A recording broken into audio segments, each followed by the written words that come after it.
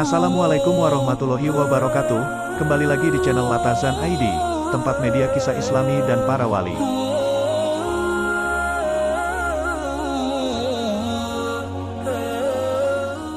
Demak adalah salah satu kabupaten di Provinsi Jawa Tengah, Indonesia. Kabupaten ini berbatasan dengan Laut Jawa di bagian barat, Kabupaten Jepara di bagian utara, Kabupaten Kudus di bagian timur, dan Kabupaten Grobogan di bagian tenggara, serta Kabupaten Semarang di sebelah barat. Demak dahulu menjadi pusat penyebaran Islam pada masa Wali Songo. Di sini juga berdiri dengan megah Kesultanan Demak Bintoro, yang raja pertamanya adalah Raden Fatah, seorang putra Brawijaya keempat dari Kerajaan Majapahit. Kabupaten ini juga telah banyak melahirkan ulama-ulama besar, pendiri dan pengasuh pondok pesantren, baik itu yang berada di Demak sendiri, maupun yang berada di luar Demak, seperti halnya Syekh Sodik Jago yang akrab dipanggil Mbah Jago. Ada juga Syekh Hadi Girikusumo, kiai pendiri pondok pesantren Girikusumo. Ada Syekh Ibrahim Brumbung, seorang kiai pendiri pesantren Ibrahimiyah Meranggen, sekaligus seorang mursyid Thoriqoh Qadiriyah wa Naqsyabandiyah pertama di daerah Demak. Selain itu, ada Syekh Abdurrahman Menur, pendiri pondok pesantren Rahmaniyah Meranggen. Ada juga Syekh Abdurrahman bin Qasidil Haq, ulama pendiri pondok pesantren Futuhiyah Meranggen. Ada Kiai Abdullah Muzakir, yang makamnya berada di tengah Laut Jawa, dan ada juga Kiai Musli Al-Maraki, seorang ulama yang menjadi Mahaguru Mursyid Nusantara. Serta ada Kiai Masum Mahfudi, kiai pendiri Pondok Pesantren Fathul Huda Demak. Sebelum dilanjutkan, silakan subscribe, like dan share agar kami lebih bersemangat lagi dalam menyajikan konten-konten Islami. Selain nama ulama-ulama yang telah disebutkan, masih ada banyak ulama Demak yang meneruskan titah Rasulullah yang belum kami sebutkan. Selain itu, ada juga ulama asal Demak yang mendirikan pondok pesantren di Sumatera, terlebih di daerah Jambi. Semisal, Kiai Rifai Ahmad, pendiri pondok pesantren Darul Hikam. Kemudian ada Kiai Sayuti Latif, pendiri pondok pesantren Al-Fatah di Sarolangun, Jambi, serta Kiai Ali Usman Dahlan, pendiri pondok pesantren Fathul Huda Jambi. Nama tokoh terakhir yang kami sebutkan adalah tokoh yang akan kita bahas pada kesempatan kali ini, yakni Kiai Ali Usman, seorang kiai yang mempunyai karisma di mata umat, terlebih di mata para santri dan masyarakat yang beliau bina.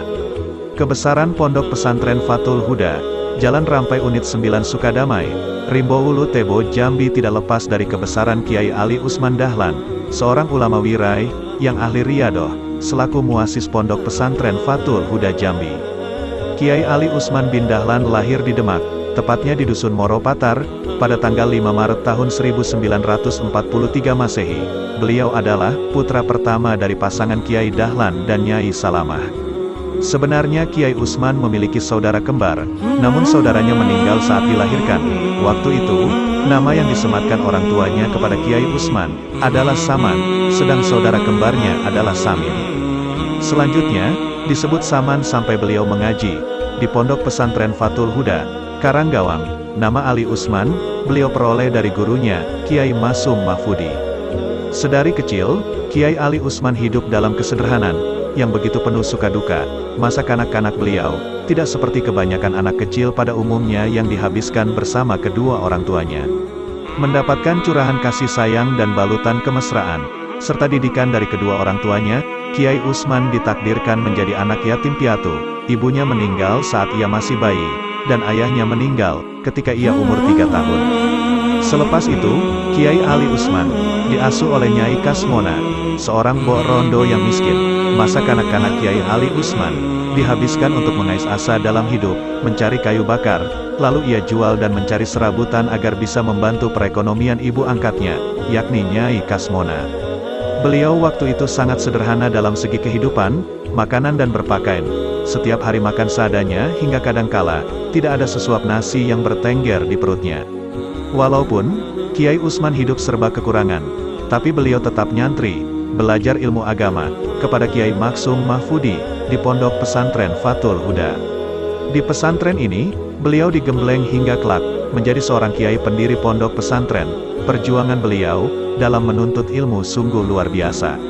Hidup dalam keterbatasan tidak menyurutkan tekad dan niat beliau dalam mencari ilmu di pondok pesantren Fathul Huda Karanggawang. Berkali-kali rintangan menghadang, beliau tetap berjalan pada lintasan jalur thalabul ilmi. Beliau sadar, kemuliaan derajat manusia hanya dapat diperoleh dengan ilmu. Siang dan malam, tak henti-hentinya Kiai Utsman belajar dengan tekun. Selain itu, beliau dituntut harus bekerja keras, untuk memenuhi kebutuhannya sehari-hari. Setiap pagi-pagi buta, beliau rela menjual kayu bakar di pasar pos Wonokerto yang berlokasi 4 km dari rumah beliau. Hal ini beliau lakoni dengan berjalan kaki. Padahal dahulu akses dari Dusun Karanggawang, menuju pos Wonokerto sangatlah sulit, butuh perjuangan, dan kesabaran agar sampai di sana, terlebih, saat musim penghujan. Jalan yang masih asri dari tanah menjadi becek dan matol, seakan menambah perjuangan, dan menghambat perjalanan menuju ke lokasi. Dengan badan letih, serta dengan kucuran keringat, beliau menggendong kayu bakar tersebut.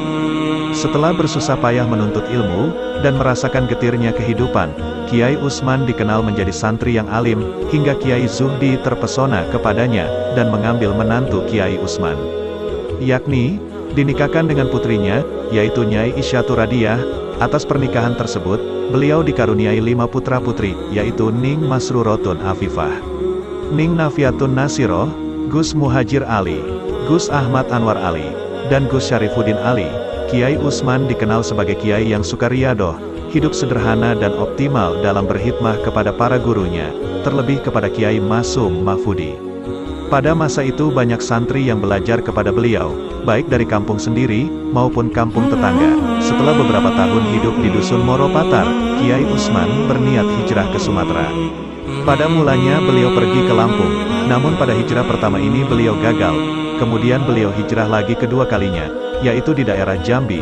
Sesampainya di Jambi beliau istirahat di rumah saudaranya yang bernama Kiai Mu'ali. Pada masa itu, di tengah malam yang begitu sunyi, tiba-tiba Kiai Ali Utsman dan Kiai Mu'ali beserta keluarga dikagetkan oleh seorang maling.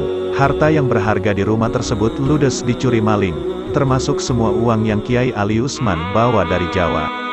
Padahal uang tersebut untuk melunasi pembayaran pembelian kebun yang hendak beliau beli, serta untuk kehidupan beliau dan keluarga di Sumatera. Kala itu, semua orang rumah cemas dan sedih. Sementara itu, di luar rumah, segerombolan maling melempari batu ke arah rumah, sehingga terdengar keras menghantam atap rumah tersebut yang terbuat dari seng. Pagi harinya, berita tersebut terdengar di telinga masyarakat setempat. Melihat kondisi Kiai Ali Utsman beserta keluarga yang kehilangan uang, banyak masyarakat yang iba. Mereka bersimpati, dan ingin membantu beliau. Di Jambi sinilah, nantinya Kiai Utsman mendirikan pondok pesantren Fathul Huda yang sudah banyak menelurkan banyak alumni. Atas keberkahan dan doa restu para gurunya, beliau berhijrah ke daerah Sumatera, hingga Kiai Utsman mendirikan pondok pesantren Fathul Huda, yang berdiri gagah seperti sekarang. Itulah sedikit biografi Kiai Ali Utsman bin Dahlan. Semoga bermanfaat. Jangan lupa dukung channel Latazan ID dengan cara subscribe, like dan komen serta di-share bila konten ini bermanfaat. Assalamualaikum warahmatullahi wabarakatuh.